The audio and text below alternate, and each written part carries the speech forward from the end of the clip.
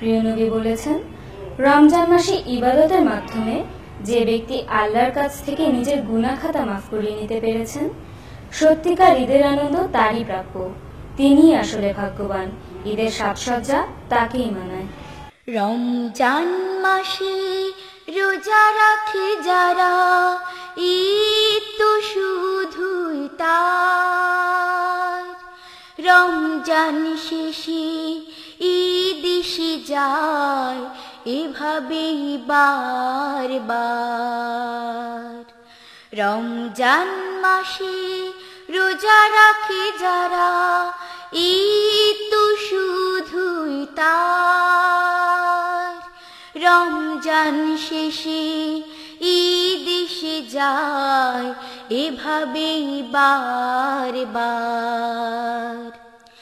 রমজানে যারা আল্লাহর কাছে চায়নি গুনার ক্ষমা, তাদের খাতায় আরো বহু গুণ হয়েছে গুনাহ জমা। রমজানে যারা আল্লাহর কাছে চায়নি গুনার ক্ষমা, তাদের খাতায় আরো বহু গুণ হয়েছে গুনাহ জমা। আল্লাহকে তারা কি জবাব দেবে, কি উপায় হবে তার। রমজান মাসে রোজা রাখে যারা, ঈদ তো শুধুই তার।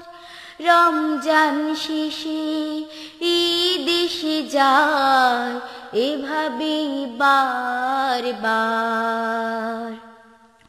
সুপে দেয় যারা জীবনের সুখ আল্লাহ তাআলার নামে, সার্থক তারা ক্ষুধা তৃষ্ণায় তাকওয়ার সংগ্রামে। সুপে দেয় যারা জীবনের সুখ আল্লাহ তাআলার নামে, সার্থক তারা ক্ষুধা তৃষ্ণায় তাকওয়ার সংগ্রামে। সফল হয়েছে সব রোজাদার, না ছুঁয়ে খাদ্য পানি। আল্লাহর আদেশ মেনে চলে যারা, তারাই সঠিক জ্ঞানী। সফল হয়েছে সব রোজাদার, না ছুঁয়ে খাদ্য পানি। আল্লাহর আদেশ মেনে চলে যারা, তারাই সঠিক জ্ঞানী। তাদেরই জন্যে ভোলা মাবুদের মমতার ভান্ডার। রমজান মাসে রোজা রাখে যারা, ঈদ তো শুধুই তার। রমজান শেষে ঈদ এসে যায়, এভাবেই বারবার।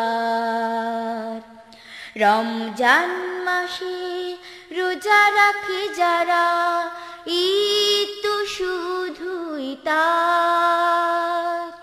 রমজান শেষে ঈদ এসে যায়, এভাবেই বারবার। রমজান শেষে ঈদ এসে যায়, এভাবেই বারবার। রমজান শেষে ঈদ এসে যায়, এভাবেই বারবার।